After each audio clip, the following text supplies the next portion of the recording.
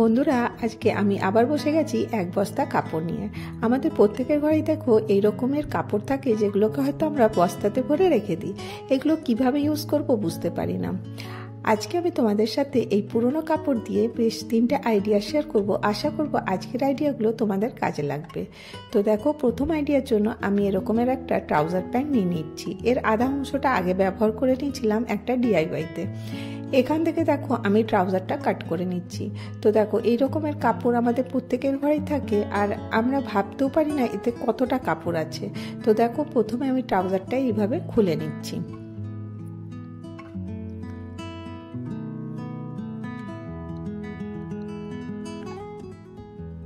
এটা ওপেন হয়ে গেল, তারপর এটা আলাদা করে নেব।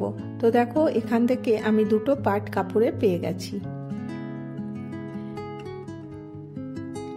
এখানে তোমাদের ট্রাউজারের যেটা সাইজ থাকবে সেই হিসাবেই করতে পারো। আমি এখান থেকে দুটো বক্স রেডি করে নিয়েছি। তো দেখো, এরকমের দুটো পিস আমি পেয়ে গেছি। এটা আমি সমান করে কেটে নিলাম। মেজারমেন্টটা তোমরা তোমাদের ইচ্ছে মতন ছোট বড় বানাতে পারো। আর এখানে আমি নিয়ে নিচ্ছি ফোম শিট, আর নিয়ে নিচ্ছি এটা লাইনিং। এখানে দেখো, লাইনিংয়ের কাপড়টা আমি এইভাবে কাট করে দিচ্ছি। তার উপরে রেখে দেবো ফোম শিট। ফোম শিট দেখো মার্কেটে ইজিলি পাওয়া যায়, নালে আমরা শাড়ির কাপড় কিনলে পারে তার মধ্যেও কিন্তু থাকে। এবারে দেখো, এই ফোম শিটটা আর ফেব্রিকটা এইভাবে রেখে আমি 4-5টা স্টিচ করে নেব। দুটো পার্ট দেখো আমি স্টিচ করে নিয়ে চলে এসেছি। এখানে এক্সট্রা কাপড়টা কেটে সরিয়ে দিলাম। তো দেখো, একই মেজারমেন্টে দুটো আমি পিস পেয়ে গেছি। এখানে এটাকে আমি এইভাবে অ্যাটাচ করব। আমি আঙুল দিয়ে যেখানে দেখাচ্ছি ঠিক সেখানটাতে তোমাদেরকে সেলাই করে নিতে হবে। দেখো, সেলাই করে নিয়ে চলে এসেছি। আর এখানে আমি একটা অন্য কাপড় নিয়ে নিয়েছি। তোমাদের কাছে এর কন্ট্রাস্টে যে কোনো কাপড় থাকবে তোমরা নিতে পারো। আজকে যে আইডিয়াটা শেয়ার করছি তার মধ্যে আমি কোনো ওয়েলক্রো বা কোনো জিপ অ্যাটাচ করিনি। তো এইটা সাটিনের কাপড়, এটা আমার কাছে অনেক দিন ধরে পড়েছিল। তো আমি এর থেকে এরকম করে কাট করে নিচ্ছি। 2.5 ইঞ্চি পর্যন্ত আমি এরকম করে কেটেছি। আর দেখো আমি কিভাবে রাখছি, মেন ফেব্রিকের উপর এই কাপড়টা এইভাবে রেখে স্টিচ করে দেবো। এবারে এটা স্টিচ হয়ে গেলে আবার এটা উল্টে আবার ফোল্ড করে দেবো। তো কিভাবে করছি চলো মেশিনে তোমাদেরকে দেখিয়ে দিই।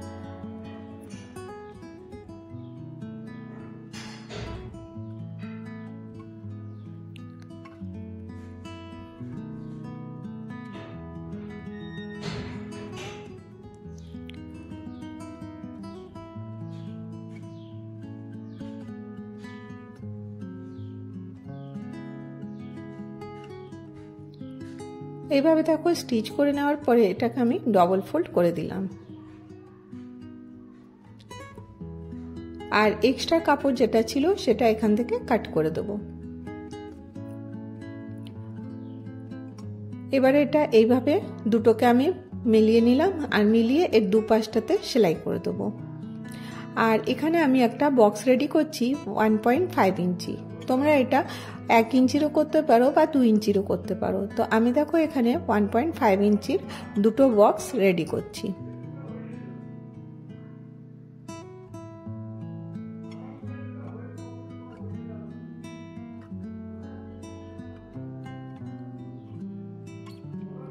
দুটো বক্স এখানে আমি এইভাবে কেটে নেব।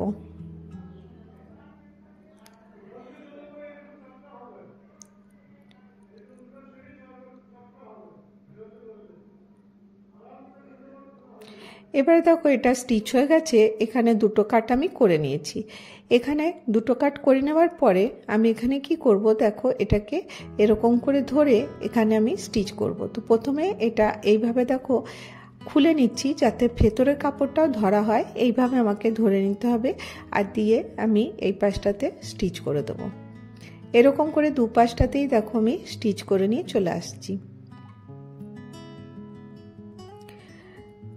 স্টিচের পরে দেখো আমি এটাকে সোজা করে নিচ্ছি।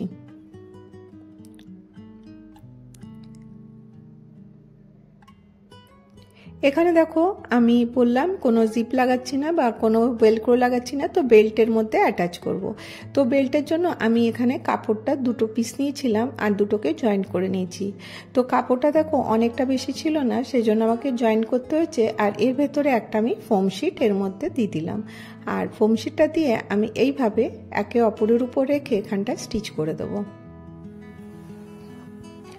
হ্যান্ডেল আমার রেডি হয়ে গেছে। এবারে দেখো এটাকে একইভাবে এটা হাফ করে নেব।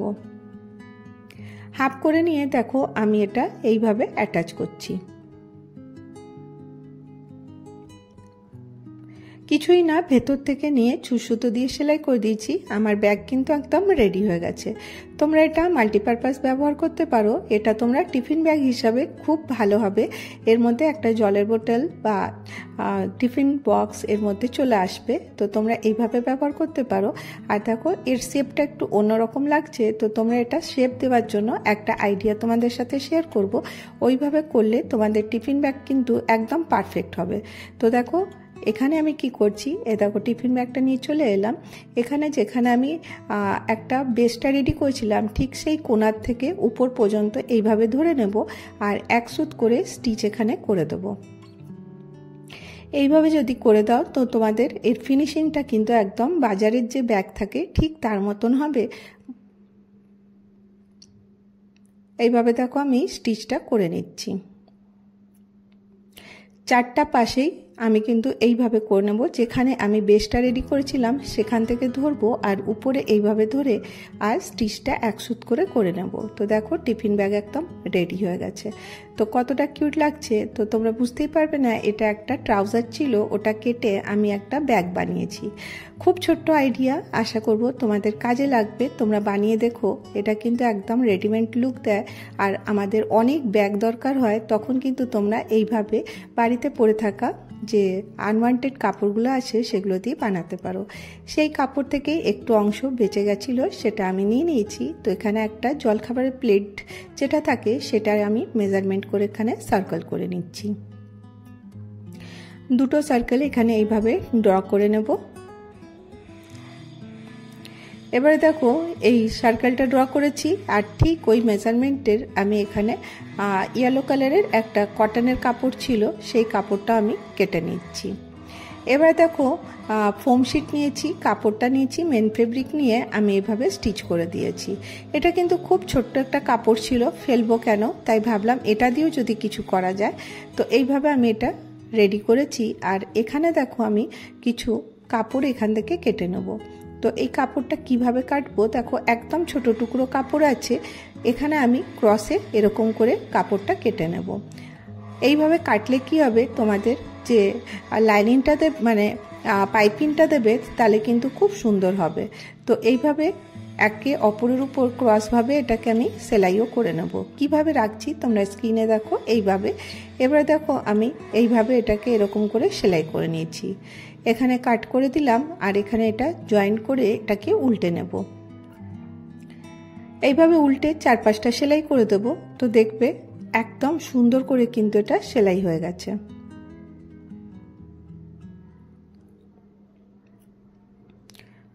খুব সুন্দর ফিনিশিং হয়েছে। তো দেখো দুটো পার্ট আমি রেডি করেছি। এটা কি কাজে লাগবে, তো দেখো আমরা যখন রুটি করে রাখি, রুটিগুলো ভিজে ভিজে থাকে, তখন তোমরা এরকম একটা অর্গানাইজার বানাতে পারো বাজার থেকে না কিনে। তারপরে তোমরা এটাকে এইভাবে ঢেকে ইউজ করতে পারো। তো খুব কাজের, এটা তোমরা করে দেখতে পারো, আশা করি ভালো লাগবে। এবারে দেখো আরেকটা আইডিয়ার জন্য একটা ছোট্ট টুকরো কাপড়ের আছে। তোমরা ভাববে এত ছোট ছোট টুকরো কাপড় দিয়েও কিছু করা যেতে পারে? অবশ্যই করা যেতে পারে। তোমরা খালি একটু বুদ্ধি করে করবে, দেখবে অনেক কিছু করা যাচ্ছে। আর এখানে ওই যে তাকে বেছানো হয় সেই সেই যে প্লাস্টিকটা থাকে সেটা আমি নিয়ে নিয়েছি। এবার দেখো তোমরা দেখতেই পাচ্ছ এটা কত ছোট কাপড় আর আমি এটা কিভাবে অ্যাডজাস্ট করছি। যদি তোমাদের কাছে বড় কাপড় থাকে তাহলে তোমরা বড় নিতে পারো। আমার কাছে টুকরো টুকরো কাপড় ছিল, সেগুলোকেই আমি অ্যাডজাস্ট করে নিচ্ছি। এইভাবে দেখো একে অপরের উপর রেখে আমি এইভাবে একটা পিস রেডি করে নেবো। এখান থেকে একটা কাপড় কেটেছি আর এই যে লাইনিংয়ের জন্য দুটো কাপড় ছিল, এই দুটোকে জয়েন্ট করে আমি এর সমান করে নিয়েছি।